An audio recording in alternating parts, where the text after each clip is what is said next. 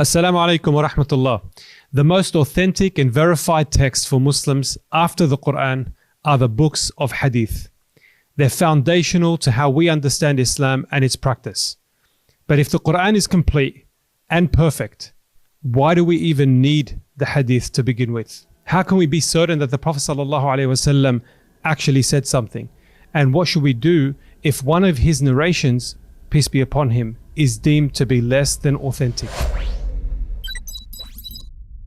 Welcome to a new episode of DoubleTake, a podcast by Yaqeen Institute about the questions and ideas around Islam and Muslims that give us pause. Remember to subscribe to the show on Apple Podcasts, YouTube, Spotify, or wherever you get your favorite podcasts. Check out the links in the show notes if you want to share feedback with the team or if you'd like to join our new email newsletter. Dr. Jonathan Brown is the Director of History and Islamic Thought at Yaqeen. He is Associate Professor and Chair of Islamic Civilization at Georgetown University, and he's the Editor-in-Chief of the Oxford Encyclopedia of Islam and Law. Dr. Brown has authored several books, including Misquoting Muhammad, The Challenges and Choices of Interpreting the Prophet's Legacy, sallallahu alaihi wasallam. Enjoy the episode. Dr. Jonathan Brown, assalamu alaikum and welcome to DoubleTake for the first time, Marayad. Wa alaikum assalam wa rahmatullah wa barakatuhu. Yes, thank you for inviting me, and thank you for being very patient with my bizarre scheduling problems. You've always been very generous to me, so I'm appreciative. Inshallah, it'll be very worth it by the end of this episode. Dr. Jonathan, in Surah Al-An'am, Allah subhanahu wa ta'ala says, وَتَمَّتْ كَلِمَةُ رَبِّكَ صِدْقًا وَعَدْلًا, that the word of your Lord is complete in its truth and justice, that no one can change his words. He is the all-hearing and the all-knowing. The Qur'an is the word of Allah subhanahu wa ta'ala as taught to us through the Prophet sallallahu alaihi wasallam, and it's the foundation of how we understand our religion. But we often hear that Islam is built on two primary sources, the Qur'an and the Hadith. The Hadith, as I understand it, is the recorded words and actions of the Prophet sallallahu alaihi wasallam. And so to start this conversation, I'm going to go really basic. What is Hadith? And if we have the Qur'an and the Qur'an is complete, do we really need the Hadith? Yeah. Well, Bismillah ar-Rahman ar-Rahim. This is like a fundamental question that Muslim scholars have always acknowledged and dealt with since the beginning of the revelation of, since essentially the death of the Prophet, ﷺ.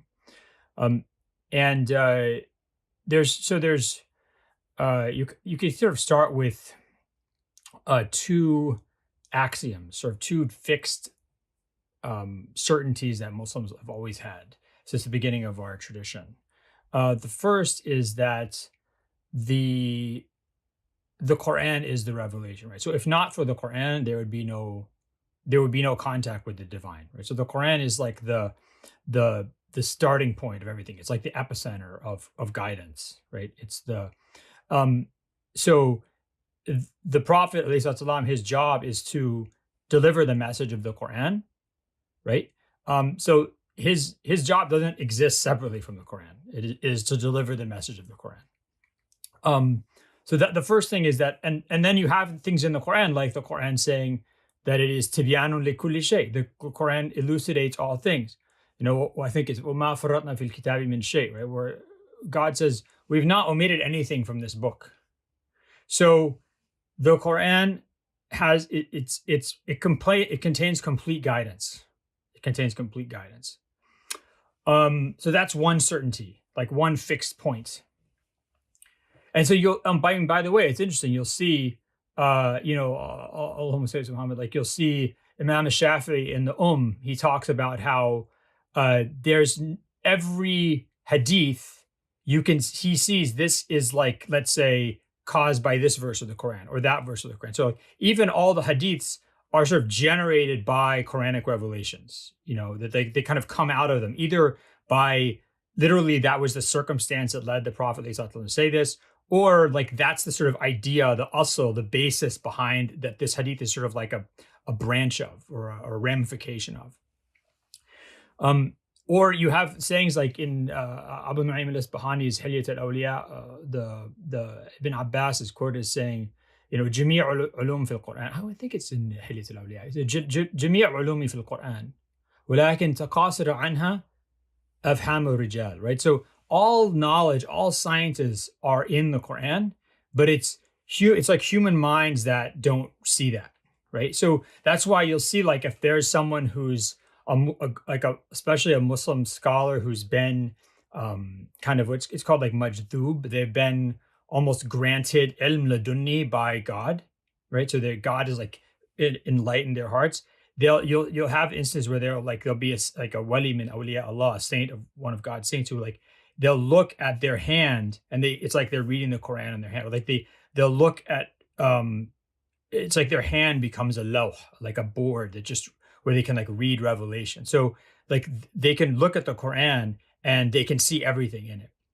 So there's this idea, and it goes back to this certainty that, like the Quran says, it has not omitted anything.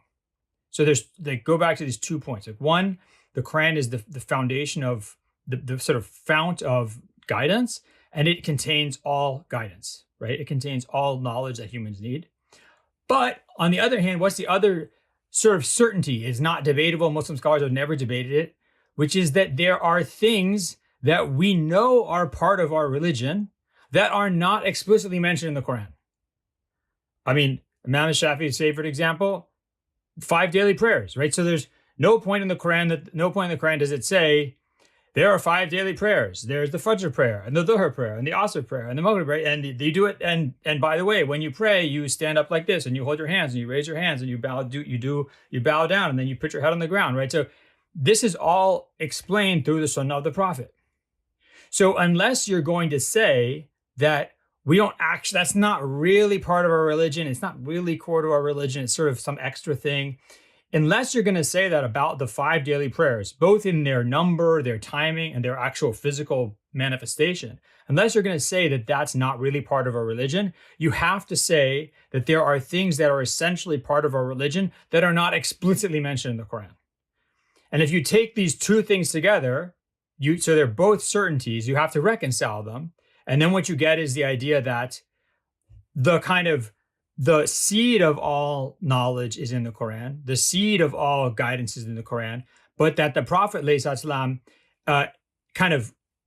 nurtures it or expands it or adds to it, explains it through his Sunnah of the Prophet, through his Sunnah, right? So his tradition, his explanation, his guidance. So the Sunnah, as Shah Wali Allah, the famous Indian scholar who died 1762 of the Common Era, as he says, that the Sunnah of the Prophet is an infallible explanation of the Book of God. It's the Book of God lived and explained by an infallible actor who's guided by God. So, Dr. Jonathan, you're saying that there are 2 non-negotiables. If you're a Muslim, you got to believe in both fundamentally. Question: what is a world without the Hadith? If we just had the Quran and just followed the Quran? Yeah, it's funny. So like there's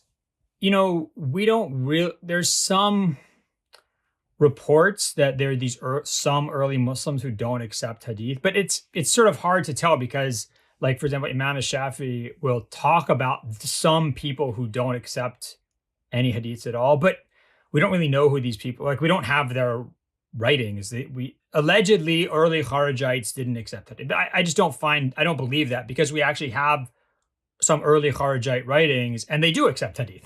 So there's some, it's like, it's sort of like some people say, I don't know, it's like Donald Trump. It's like, there's some people who say this. I don't know. It's like there's allegedly there were some people who said this, but I don't think we actually know who they are, and I don't think they actually existed, right? Even the people who were like the rationalists that Imam Shafi'i was debating with, like Mu'tazilites, or another group that the Ahl Sunnah will call Jahmis, they might have theological differences with the Ahl Sunnah wal Jama'ah. They might have debates over to what extent you should accept hadiths in like theology, but nobody thought that you didn't accept hadiths. I mean, it was a kind of incomprehensible argument. The debate was, what kind of evidence do you need to accept hadith? But to answer your question more specifically, the only time that you get people who say we don't accept hadith at all is actually in essentially the early 20th century, with a group called the Ahl Quran, the people of the Quran in North India. And only some of them say this, but their arguments don't really work, because what they do is, either the ones who are kind of really honest, they'll say, yeah, like the 5 prayers, we don't have any basis for them. They'll just say we don't. And once you say that, no other Muslim is really going to accept you, right? That's like, if you're not playing toward the Qibla with in the way that you see Muslims pray, like, you might disagree. You might be a Maliki and you have your hands at your size, or Hanbali and have them above your belly button, or you might be Ithna Ashari Shia and combine your Dhuhr and Asr prayers every day. But I've been to Iran. I prayed in Iran. Like, everyone was sort of basically praying the same way, right? So if you say that's not really part of your religion, you're just out of the community. No one's going to accept you. The second thing is, what you see is that the Ahl Quran, especially this one movement, it's kind of popular in Pakistan. Some certain groups of people, they call it the Parvezia movement. Somebody like people who are like Parvezis. They follow the writings of this guy Ghulam Parvez. I think he died in 1985. He was a Pakistani like intellectual, and they'll say like we only follow the Quran. But then you read his writings and it's full of stuff about the seerah of the Prophet. So I'm kind of confused. You can't, like, the seerah of the Prophet, the life of the Prophet is hadith. That's how you know about it. There's no other way.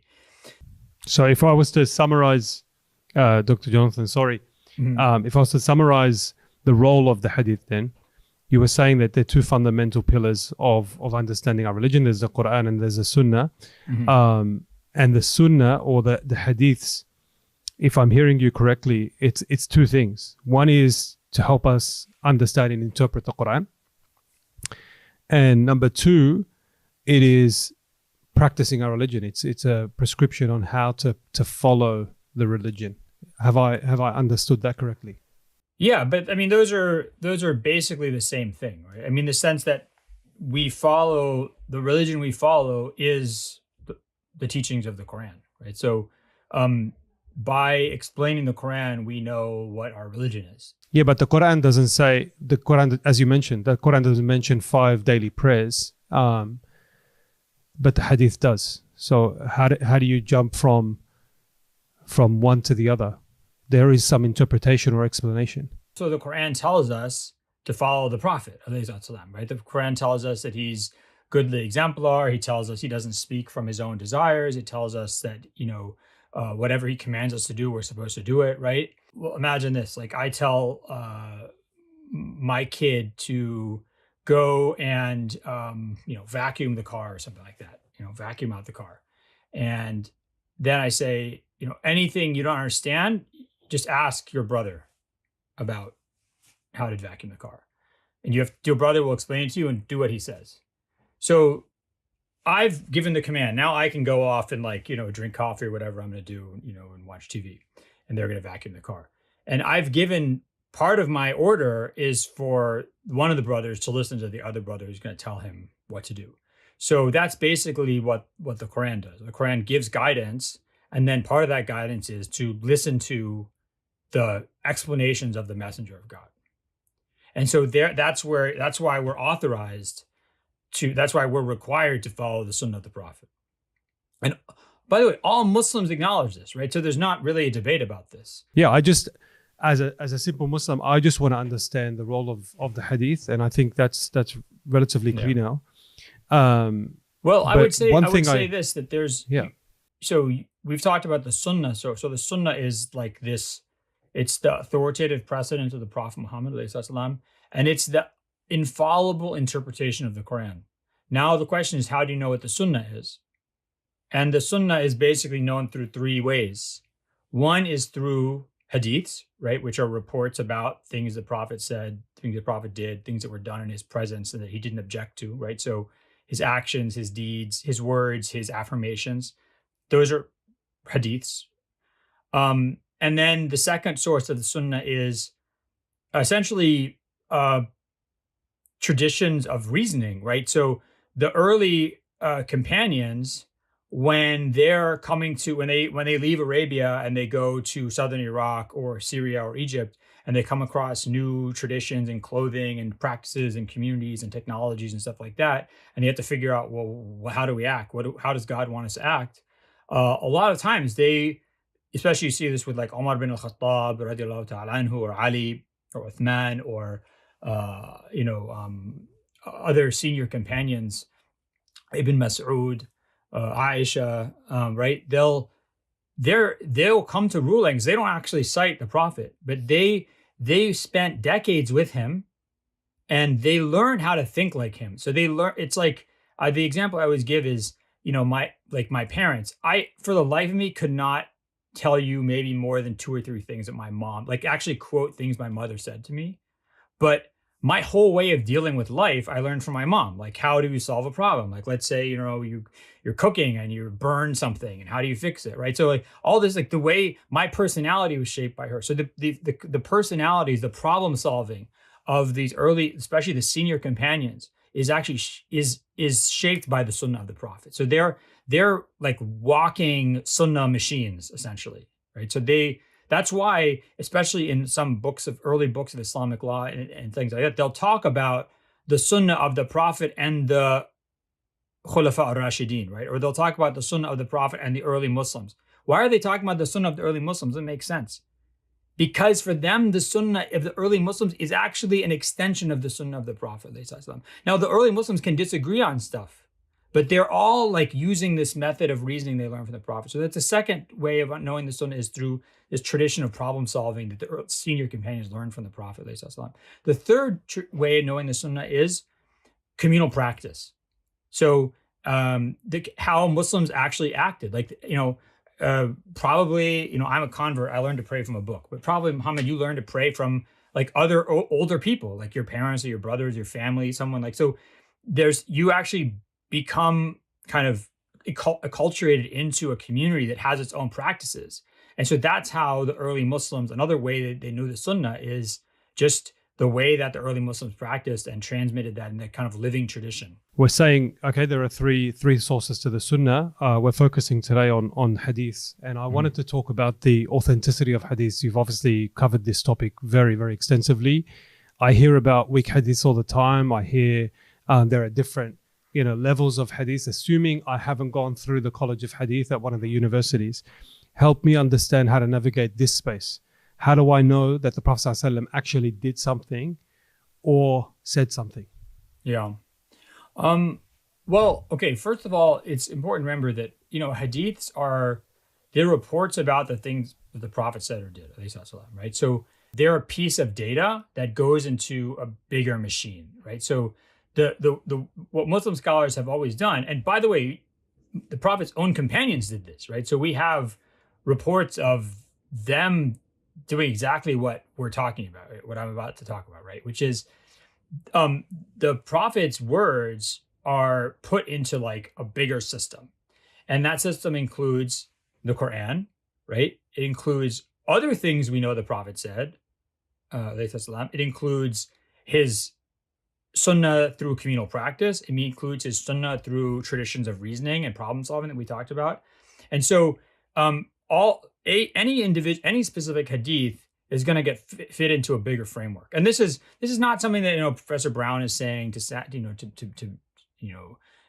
try to prevent us having to deal with problematic hadiths. No, this is what Muslim scholars have always done. There's no debate about this, right? That's the first thing to remember, is that any hadith, like even if you're entirely positive the Prophet said this thing, it doesn't necessarily mean it has to be put into a bigger system. So, for example, from all evidence we have, we know that the Prophet said that if it's Ashura, and so which is basically a continuation of Jewish Passover celebration, right, in the Hijaz. If it's Ashura, then those people who have already eaten today, you should fast the rest of the day, and those people who have not eaten, just keep fasting, right? So this and other hadiths suggests it doesn't suggest, the Prophet is saying fast Ashura.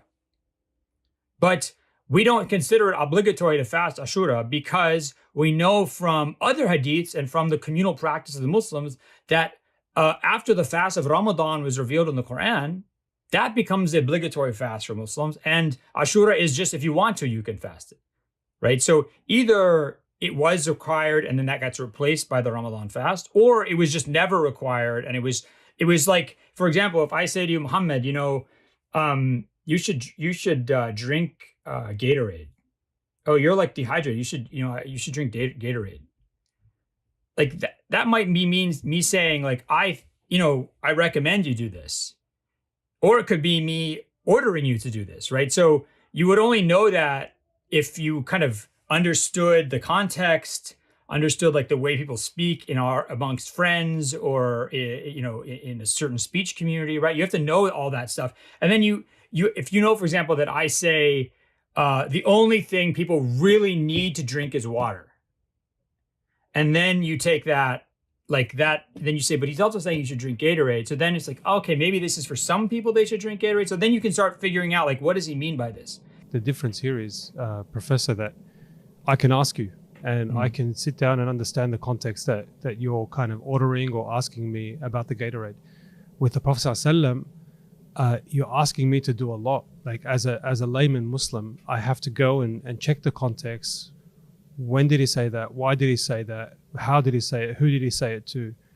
Is there kind of like a cheat sheet? No, you don't have to do that. Okay, you don't help me navigate this space, because my biggest fear is hearing something on the minbar or hearing it in a circle and not knowing whether or not it's true. Like, how do I decipher what's true and what's not? Yeah.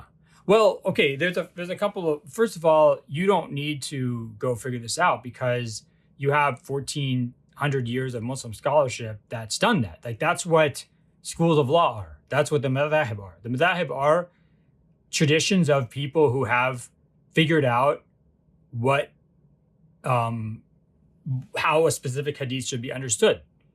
And the extent to which Muslims disagree about, let's say, do you, okay, I mean, like in the Malik, for example, the Prophet ﷺ says, if you come to Jummah and the khatib is giving the khutbah, pray 2 rak'ah and then sit down. Now, in the Maliki school of law, you don't do that. You just go into the Jummah and you sit down. Now, the Malikis, they don't deny that hadith. They say, no, the Prophet said this. But he was talking to that guy specifically. It wasn't a general rule. How do we know that? Because from the general sunnah of the Prophet and the early Muslim community, the kind of practice, communal practice, people wouldn't go and pray 2 rak'ah and then sit down. So you can see there's a difference. So in the Hanbali school, you would pray 2 rak'ah and then sit down. In the Maliki school, you just sit down. And actually, both of them, they don't disagree about the hadith. They just disagree about how you understand it. So you don't need to go and figure this stuff out for yourself because you have 1,400 years of Muslim scholarship that has already done that. If I was to ask you to summarize how someone might figure out if something is authentic or not, what that process would look like, how do you do it, for example? Yeah, I mean, for me, if you know Arabic and stuff like that, or Urdu, you can find this information in books. Even you can look on. I mean, it's people make fun of like Sheikh Google and stuff like that, but actually, if you just look for stuff online, even in English, you can usually find pretty good explanations, right? So what I would do, right, is I would talk to a scholar that I respect. So that's what that's why there's a principle that Muslim scholars cite, like going back 1,000 years, which is that the al-ammi la madhhab lahu, right? The lay Muslim has no madhhab. What does that mean? They don't mean that the lay Muslim just does whatever. What they mean is that the lay Muslim isn't sitting around being like, I'm a Hanbali, I'm a Shafi, I'm a this, like their job, or sometimes they'll say madhhab al-ammi, madhhab al-mufti, right? That the madhhab of the lay Muslim is the madhhab of whatever the mufti says, right? So lay Muslims are not qualified to go and engage in this problem solving process I talked about, right? So they're supposed to go to people who are specialized in this. Just like I don't know, like if my leg starts hurting, I don't know what the heck is wrong with my leg. I go to someone who's trained in in how to deal with people's bodies. It's called a doctor, right? So same thing. Like we should turn to scholars who are who we respect. So what would you say the key factors to the authenticity of a hadith are? Like when I'm looking, what am I looking for? This early Muslim hadith scholar, Shu'bah ibn al-Hajjaj, who dies around 773, I think. He's from Basra, right? He says 3/4 of the hadiths I've come across are forgeries. 3/4. So it's a huge problem. By the time you get to like 100, 150 years after the death of the Prophet, there's like an ocean of forged hadiths. Forged or mistaken, errant hadiths. And so Muslim scholars have to figure out how to sort this out. So there's two general methods they use, right? One is to say, look, the Quran, we know kind of the message of the Quran, we know the general message of the Prophet, and if this hadith seems to be saying something that contradicts that message or goes against it, then we're not going to take it, right? That makes sense in theory. The problem is that if that hadith could be explaining something in the Quran that you haven't understood properly, right? So the Quran says you're prohibited from eating meta, like, dead animals, carrion. So if you find a hadith where the companions of the Prophet eat from this dead whale, which is washed up on the beach. So the Prophet said that he didn't object to this, to them eating this whale from the ocean that was dead on the beach. So you could say, oh, this contradicts the Quran, so this can't be something the Prophet said. Or is it saying that the prohibition on carrion is only land animals and not sea animals? And then you find another hadith of the Prophet where he says, the ocean is pure and its dead are pure, right?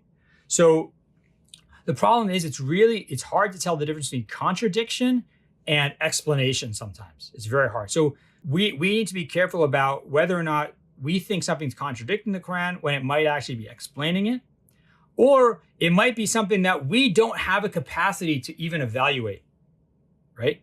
So because of that, they developed a method where you look at the transmission of the hadith.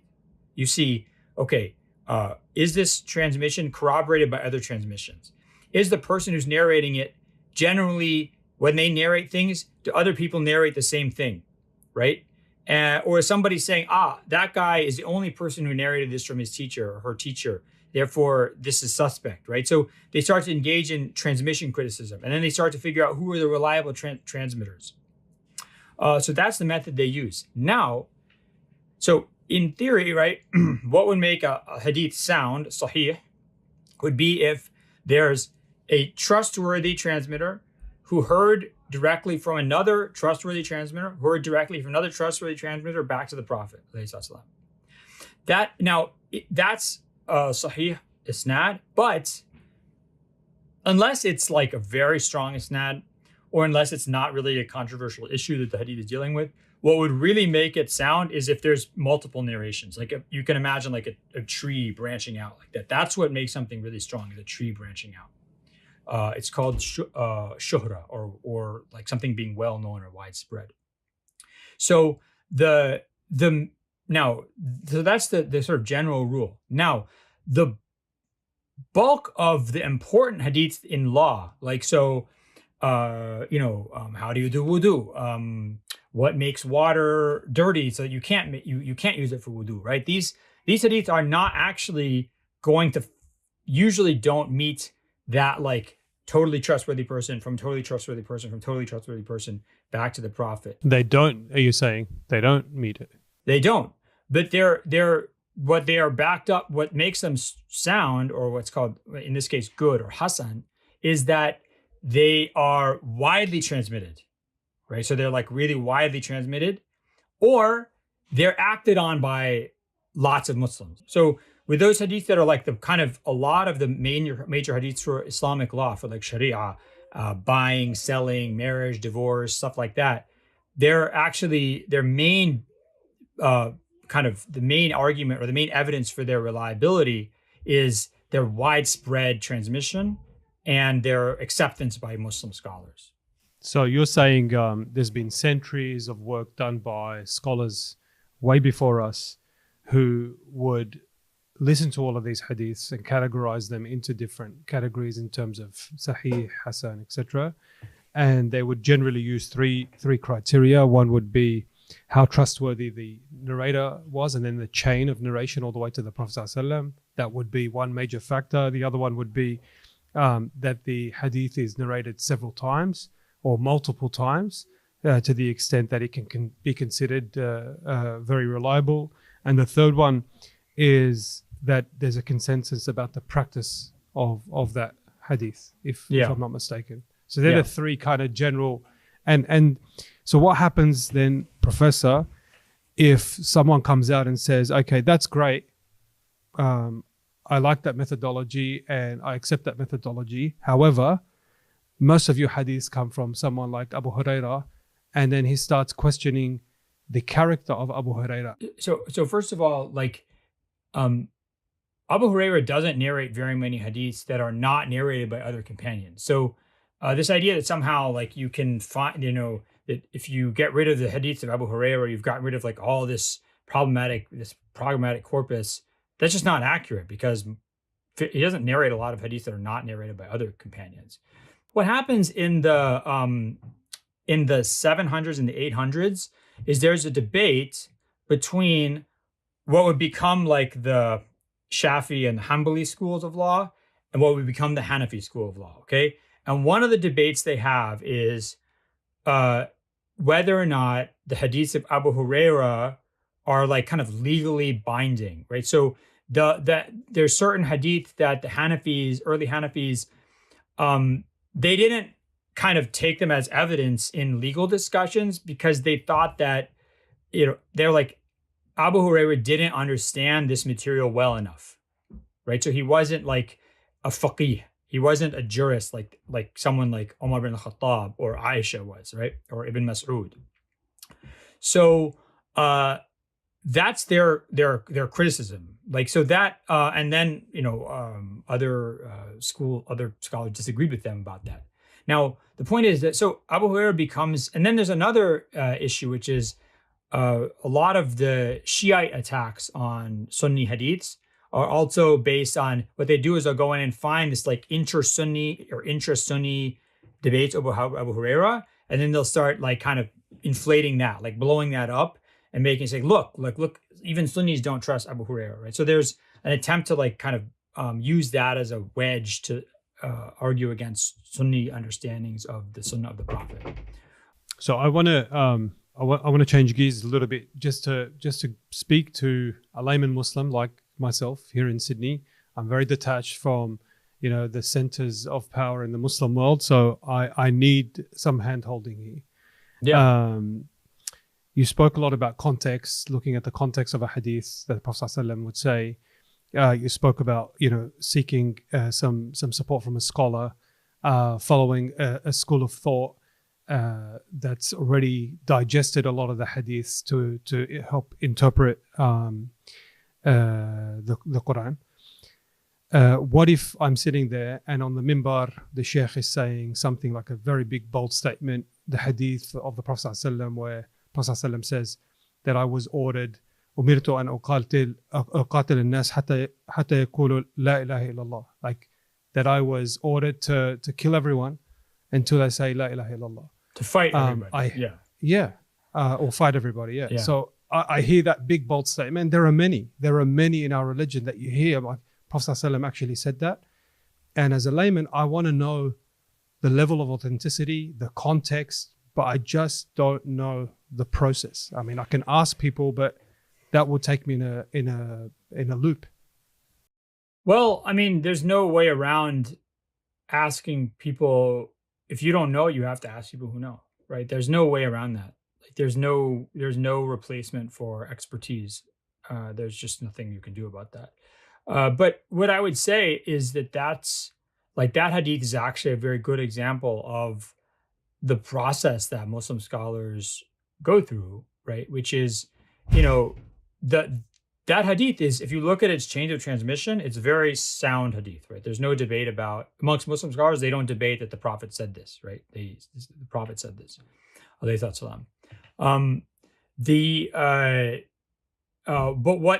But when you put it into that system, that bigger system, right? So we know from the Quran that, for example, Muslims, if Muslims fight or conquer non-Muslims like Jews or Christians or Zoroastrians or whatever, right? So they don't have, they can continue practicing their religion and they pay jizya, right? So right there, they don't have to, that hadith, it doesn't apply, right? So we know that you don't have to fight people until they say la ilaha illallah, because at least for people of the book, people who practice other religions, and the Prophet included, says like, treat Zoroastrians like you treat people of the book, and then Muslim scholars extended that to Hindus and Buddhists, everybody they met, right?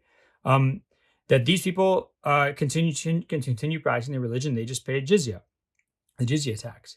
Then you look at like other narrations of this hadith. So there's different narrations of the hadith, and you see like some narrations, Sunnah Nasa'i says, Umirt an uqatil al-mushrikeen. So it doesn't say I've been commanded to fight the people until they say there's no God but God and Muhammad is the messenger of God. It says I was commanded to fight the polytheists.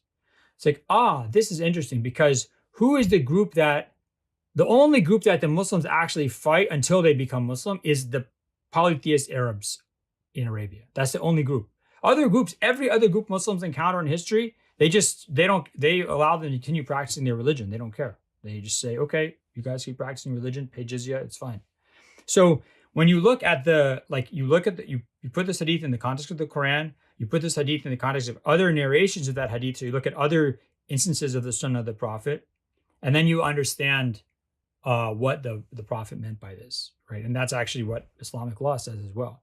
So there's no way, like, unfortunately, I wish, and actually this is something that I'm still working, I've been working on it for like, I don't know how many years now, like 7 years now or something, is we're doing a translation of the 6 books. We've done Ibn Majah, we've done Muslim, we've done most of Tirmidhi, we've done half of Bukhari. And so this is going to be online, but the crucial thing about this is every hadith has an explanation for it. Doesn't, I mean, if a hadith is not really controversial, it won't have an explanation. But if there's anything about the hadith that's hard to understand, then it will provide explanation, and it will, or direct you to like an essay that discusses this issue. I look forward to seeing it. Jazakallah khair for your efforts. I'm going to ask you one final question, 30 seconds or less, and then we'll wrap up. Dr. Jonathan Brown, my 9-year-old niece knocks on your door and says, I understand how important the Quran is, but how do I understand how important the hadith is? Can you help me decipher that? I would just say that the Quran tells you to follow the Prophet, that the Prophet ﷺ is uswatun hasana, and he's a rahmah, a mercy to humanity, to the world. And the hadiths are like an extremely important way to know about this person, right? To know what they're teaching and who they were. So if you believe that, God wants us to know about this person and to gain wisdom and guidance from him, then there has to be a way. There has to be some way. And the hadiths are one of those main ways. And I would also say to your niece, your 9-year-old niece, right, which is like, look, you're going to go to school or they're going to go to the mosque, and someone's going to say this hadith and you're going to be shocked or confused, right? And that's completely normal, because imagine that, someone comes and tells me, your uncle said this thing, your uncle said, this is the stupidest thing I've ever seen in my life. And now I'm so shocked that he said that. Like, how could he say that about me or something I did? It's like, you have to take that in context, right? First of all, did your uncle actually really say this? That's the first thing you have to find out. The second thing is, if he said this, like, what is the context? How does that fit into his overall personality, his overall teachings, right? And so when I always tell my students, like, or people who come and ask me, like, oh, what do I do when I hear hadith that I don't understand or that shocks me? The first thing I say is, like, you don't have to have an opinion. Like, you don't have to do what anyone tells you. You can just suspend judgment and say, like, look, I need to look into this. And then you can ask scholars you respect. You can look it up online. I mean, for all we know, there's a lot of great resources online, right? So, and those are both, terrific ways for at least finding out some information, But a lot of times people feel like they're kind of getting beaten, like hadiths are like rocks they get thrown at them, and they don't know how to handle that. And they feel bad if they don't like kind of immediately submit to them. But that's not what we're taught to do as Muslims, right? We're taught to ask for evidence. Hatu burhanakum in kuntum sadiqin. Like the Quran, we don't believe things. Muslims don't believe. That's why I'm Muslim. I'm not required to believe stuff without evidence. I don't have to change my life or accept a belief without some kind of evidence. So, if someone tells you a piece of information, you ask them, like, where did you learn this? This is what the Ibn al-Mubarak said. The first foundation of, isnads or authenticating hadiths is like, where did you get this information? Where did you get this? Okay. A lot of times people can't answer that. The second thing is, how does this fit into the bigger system of our religion, of our values, of the teachings of God and his prophet, alayhi salam? And if that person can't give you the answer, then, I would just not listen to them. And I would look for somebody who can give you the answer, either a scholar you respect, or you can find it in books or something like that, right? There's all sorts of resources. Professor Jonathan Brown, Jazakallah khair. This is your first episode on DoubleTake, inshallah, first of many. I appreciate your time, and inshallah, see you next time. Wa alaikum salam. Thanks for inviting me.